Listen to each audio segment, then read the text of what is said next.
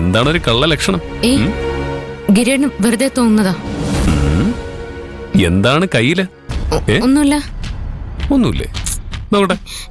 വേണ്ട വേണ്ട ഗിരീട്ട, ഒന്നുമില്ല ഗിരീട്ട. ചുമ്മാ ഇരിക്കും.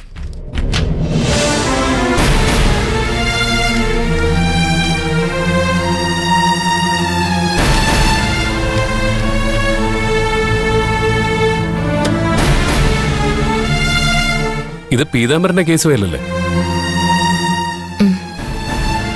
ഇതിനാണോ നീ ഇത്രയും ടെൻഷൻ അടിച്ചത്?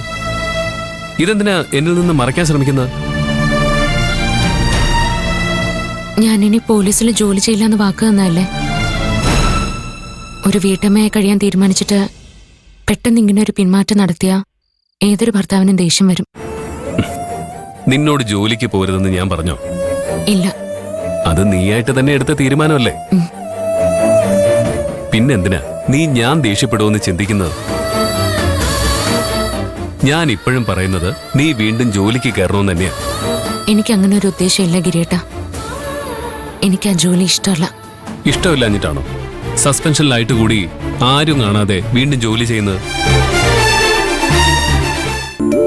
മിക്ക ആളുകളും ജോലി ചെയ്യുന്നത് ശമ്പളത്തിന് വേണ്ടിയിട്ട്. അങ്ങനെ അല്ലാതെ ചെയ്യുന്നവര് ആ ജോലിയോട് അത്രയേറെ താല്പര്യമുള്ളവരായിരിക്കും. ഗിരീടൻ ഇങ്ങനെ തെറ്റിദ്ധരിക്കുമെന്ന് അറിയാവുന്നുണ്ടാ ഞാൻ ആരെ അറിയിക്കാതെ ഫയൽ ഇവിടെ വെച്ച് വായിച്ചത്. എനിക്കൊട്ടും താല്പര്യം ഉണ്ടായിട്ടല്ല ഞാനിത് വായിക്കുന്നത്. മഹിമ ജയിലിൽ കിടക്കുന്നത് ഞാൻ കാരണോ?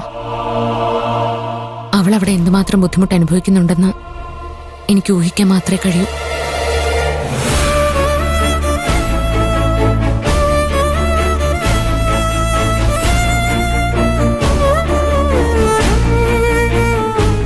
ഡോക്ടർ ആവാൻ പോകുന്നൊരു കുട്ടിയാ.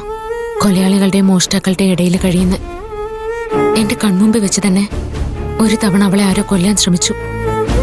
ഇനി അവൾ എന്തൊക്കെ അപകടങ്ങളാ നേരിടാൻ പോകുന്നതെന്ന് ഞാൻ ആലോചിക്കുമ്പോൾ എനിക്ക് ഉറങ്ങാൻ പോലും പറ്റുന്നില്ല. അവൾക്ക് ഈ പ്രശ്നമെല്ലാം ഉണ്ടാവാൻ കാരണം ഞാനാ. നീ അറിഞ്ഞുകൊണ്ടൊന്നും ചെയ്തതല്ലോ.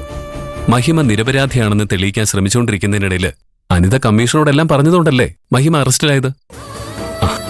നിനക്കതിൽ എന്ത് ചെയ്യാൻ പറ്റും? അനിത നിന്നോടുള്ള വൈരാഗ്യം തീർക്കാൻ വേണ്ടി കരുതി കൂട്ടിയൊരു കളി കളിച്ചു.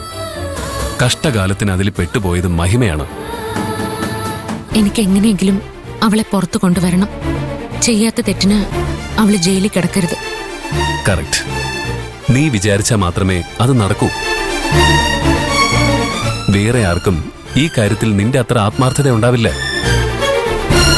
മഹിമ നിനക്ക് മോളെ പോലെ എന്നല്ലേ നീ പറയാറുള്ളത്? ഇപ്പൊ അത് തെളിയിക്കാനുള്ള അവസരമാണ്. നീ വീണ്ടും യൂണിഫോം ഇടണം.